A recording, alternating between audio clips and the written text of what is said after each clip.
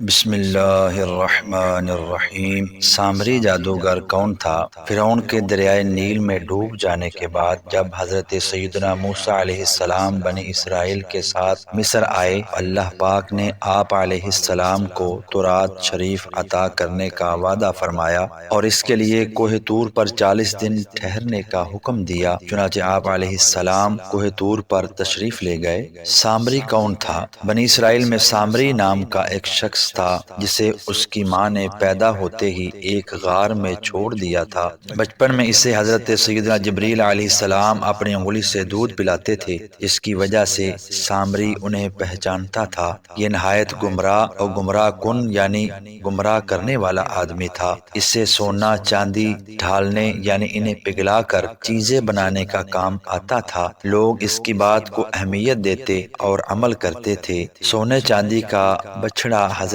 سیدنا موسیٰ علیہ السلام کے جانے کے 30 دن بعد سامری نے بنی اسرائیل سے زیورات جمع کیے اور انہیں پگھلا کر ایک بچھڑا بنا دیا۔ اس کے پاس اس جگہ کی مٹی تھی جس جگہ حضرت سیدنا جبریل علیہ السلام کے گھوڑے نے قدم رکھا تھا۔ اس نے جیسے ہی وہ مٹی بے جان بچھڑے میں ڈالی تو وہ گائے کی طرح آواز نکالنے لگا۔ بچھڑے کی پوجا۔ اس کے بعد سامری نے لوگوں کو بہکانا شروع کر دیا کہ یہ بچھڑا تمہارا اور موسیٰ علیہ السلام کا خدا ہے۔ چنانچہ اس کے بہکاوے میں آ کر بنی اسرائیل کے 12,000 لوگوں کے سوا سب بنی اسرائیل نے بچھڑے کی پوجا شروع کر دی۔ بچھڑے کا حشر حضرت سیدنا موسیٰ علیہ السلام جب کوہ طور سے واپس تشریف لائے تو شدید غصے میں تھے، کیونکہ آپ کو سامری کی حرکت کے بارے میں خبر مل چکی تھی۔ چنانچہ آپ علیہ السلام نے قوم کو سرزنش کی یعنی ڈانٹا اور سامری سے بہکانے کی وجہ پوچھی۔